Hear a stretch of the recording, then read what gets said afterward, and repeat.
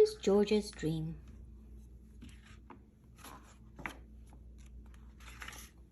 This is George. George was a good little monkey and always very curious.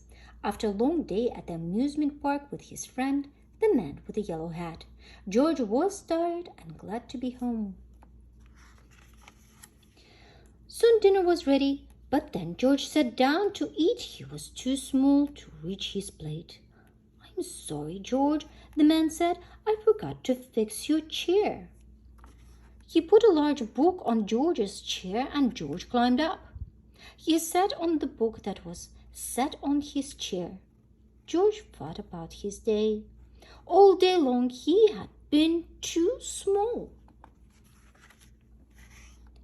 "Your hands are too little to hold those baby bunnies," the manager of the petting zoo told him.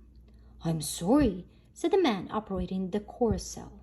"I cannot let you on. You need a grown-up to ride with you." "Maybe next year," said the man taking tickets at the roller coaster. But after a good meal and a good dessert, George began to feel better.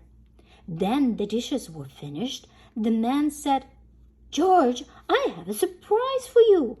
And they went into the living room. The surprise was a movie. George was glad to watch a movie. That was something he was not too small to do.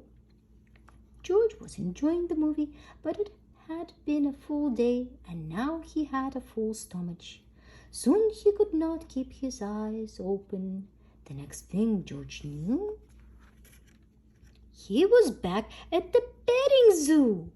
But this time something was different. The petting zoo was very small. In fact, everything was small. George looked around. Then he looked at himself. Maybe everything wasn't so small after all, he thought. Maybe he was big.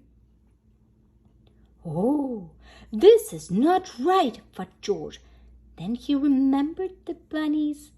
Why? He was not too small to hold the bunnies now. He was not too small to do anything. What fun! George thought, and he went to the bunny hutch. Now George could hold lots of bunnies, and he cuddled them up to his face. The bunnies liked George. But the manager of the petting zoo did not. "Put those bunnies down," she said. "You will scare them. You are too big." George did not want to scare the bunnies. He put them down and turned to go. Then George saw the roller coaster. He was curious. Was he big enough to ride it now? Of course he was big enough, if only he could find a seat big enough to fit him. But the man taking tickets made George leave. "You cannot ride this ride," he said. "You are too big." George was sad he could not ride, but he did as he was told. "Catch that monkey!" somebody yelled as George was leaving the roller coaster. "He's dangerous." People in the park became frightened. They began to run. They ran in all directions, but mostly they ran away from George. George felt awful. He didn't want to frighten anyone.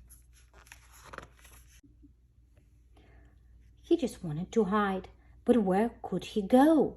He was too big to fit anywhere. Then George saw the carousel. He wouldn't need a grown-up to get on with him this time. But this time George wished he had a grown-up with him. He wished his friend were here. George sat on the carousel feeling lonely. Suddenly somebody called his name. "George! George!" It sounded like the man with the yellow hat. Could his friend be here to take him home? George heard his name again. It was his friend. George wanted to jump into his friend's arms, but the man with the yellow hat was too small. How could he ever take George home now? The man called his name again. "George," he said, "wake up. It's time for bed. You fell asleep watching a movie." George looked at his friend. Why, he wasn't small after all. George looked at himself. He was not big. Now George could jump into his friend's arms, and that is what he did. As the man with the yellow hat tucked him in, George was happy to be in his little bed. It was not very big, he thought, but he fit in it perfectly.